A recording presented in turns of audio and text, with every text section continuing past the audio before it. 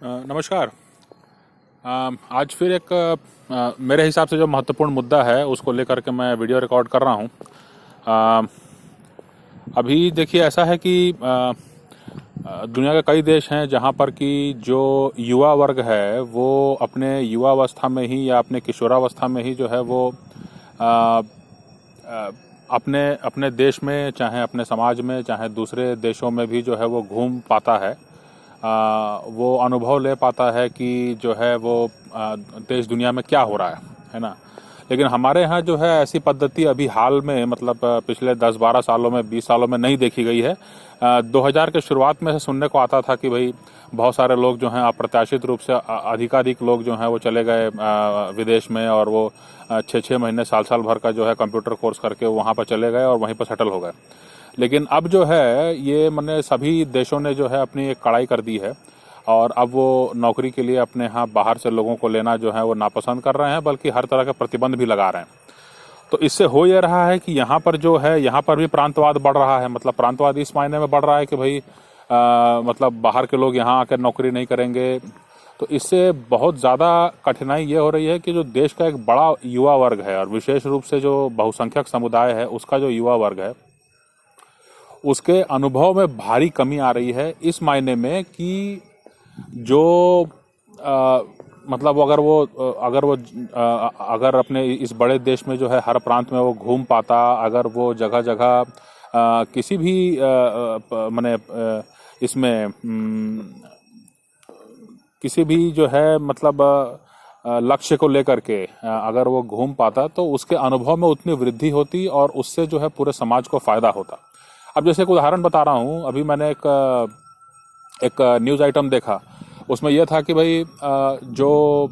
चेन्नई में मेरे ख्याल से वो चाय की दुकान है। अब चाय की दुकान तो देश भर में कई सारी हैं, तो उस चाय की दुकान में क्या विशेष है? वो चाय की दुकान में जो है वो जो है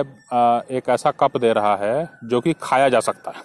है ना। मेरे ख्याल से वो कोई वेफर या चॉकलेट से बना हुआ कोई कप है, और उसको जो है वो जो है चाय की दुकान वो उसी में चाय देता है, और वो तकरीबन 3 से 5 मिनट तक वो उसको चाय को रख सकता है। उसमें आप पी लीजिए और बात जो कप है वो खा लीजिए, है ना। कहीं कोई पोल्यूशन का झंझट नहीं, कुछ नहीं। लेकिन इस न्यूज़ आइटम जब मैंने न्यूज़ आइटम देखा यहाँ पर जो है मध्य भारत में, तो बहुत से लोगों ने देखा होगा, और चेन्नई के लोग जानते ही होंगे। चेन्नई में तो जो है कई बार छप चुका होगा ये। तो सवाल ये उठता है कि फिर बड़े पैमाने पर क्यों नहीं इसकी उपलब्धता सुनिश्चित की जा रही है? तो इसका पीछे कारण ये है कि जब लोग जो हैं एक दूसरे के यहाँ आना जाना शुरू करेंगे बहुत बड़े पैमाने पर, तब जो है वो एक दूसरे के अच्छे अनुभव से सीखेंगे। और तब जो है वो, जैसे कि पूर्व काल में ऐसा होता था कि जैसे शंकराचार्य हैं, वो अपना केरल से निकले और वो जगह जगह उन्होंने यात्रा की, और फिर अपनी व्यवस्था हर जगह जो है उस हिसाब से जमाई कि हाँ भाई ये चीज़ जो है वो चल सकती है लंबे समय तक, और वो आज तक चल रही है व्यवस्था। तो इस तरह से जो है जो भी युवा वर्ग है, जो भी ऐसे लोग हैं जिनके पास ऊर्जा है, उनको जो है उनके अनुभव में अभिवृद्धि करने के लिए ये बहुत ही आवश्यक है कि उनको जो है हम संसाधन उपलब्ध कराएं, और वो तेज़ी से जो है वो तेज़ी से जो है वो अनुभव की प्राप्ति कर सकें, समाज और जो अपने धर्म की व्यवस्था जो है उसको ठीक कर सकें। और इससे जो है वो बहुत सारा लाभ होगा, मतलब समाज को। एक दूसरा पक्ष ये भी है कि जैसे मान लीजिए आजकल जो मंदिर बन रहे हैं ज़्यादातर, है ना, और अक्सर ये बात सनातन समाज में ही सुनने को मिलती है कि भाई मंदिर जो बन रहे हैं वो आमतौर से ऐसा होता है, कहीं ना कहीं कहीं मूर्ति की स्थापना कर दी जाती है, छोटे से मूर्ति की स्थापना कर दी जाती है, और फिर वहाँ पर जो है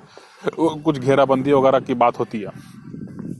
परमिशन मिला तो ठीक है, नहीं मिला तो ठीक है, फिर अपना वो चलता रहता है। इसके इतर जो है, अगर आप हमारा जो है ये देखें, जो भूतकाल है उसमें अगर आप देखें, तो जो है जो मंदिर थे वो आज भी प्रशंसनीय हैं, और उन पर जो है वो 2-2 घंटे के डॉक्यूमेंट्रीज बन रही हैं, है ना। और वो अंतर्राष्ट्रीय स्तर की हैं, चाहे वो एंकोर वाट की बात कर लीजिए, चाहे दक्षिण के कई मंदिर हैं उनकी बात कर लीजिए, चाहे आप उत्तर भारत में भी जो है आपके इस तरह कई मंदिर हैं जहाँ पर की प्रतिष्ठा बहुत ज़्यादा मानी जाती है उनकी। तो इस तरह की चीज़ों को जो है, जो हमारे यहाँ सिविल इंजीनियरिंग पढ़ रहे हैं, वो सिर्फ इसी बात को देख रहे हैं कि भाई जो है कैसे हम जो है मल्टी स्टोरेड बिल्डिंग बनाएं, स्काई स्क्रेपर बनाएं, है ना, जो गगनचुंबी इमारतें हैं उसको बनाएं।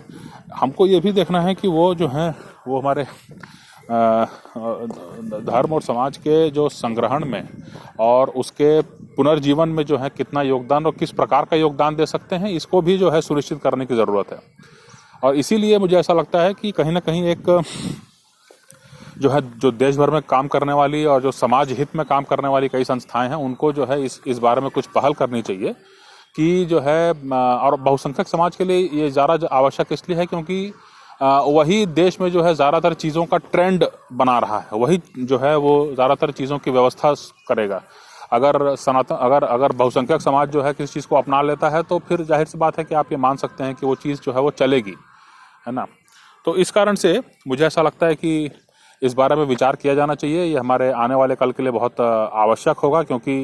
ये तो हम जानते ही हैं कि जो है पूर्व में जो गलतियां हुई, जो पिछले 30-40 साल में, जैसे मान लीजिए अभी ये बात सुनने को आती है कि भाई हमारे पास हम बहुत सीमाओं पर संकट झेल रहे हैं, लेकिन जो है वो तात्कालिक पूर्ति कहाँ से होगी हथियारों की, तो यहाँ से ले आओ, वहाँ से ले आओ। तो अगर पूर्व से ही हमारा इस तरह का रहता रुझान, अगर पूर्व से ही हमने तय किया रहता और हमारे जो युवाओं को जो है उस हिसाब से ट्रेनिंग और एक्सपीरियंस मिला रहता, तो ये स्थिति खड़ी नहीं होती है। और संभव है कि हमारे जो सीमाओं पर चैलेंज भी उतने बड़े नहीं होते, क्योंकि उनको पता रहता कि भाई ये लोग अपनी आपूर्ति करने में सक्षम हैं और हर तरह से ये लोग सक्षम हैं। तो इसलिए मुझे ऐसा लगता है कि इस बारे में एक विचार किए जाने की ज़रूरत है, और कैसे युवाओं को जो है किशोरावस्था से ही या और भी पूर्व से ही जो है उनको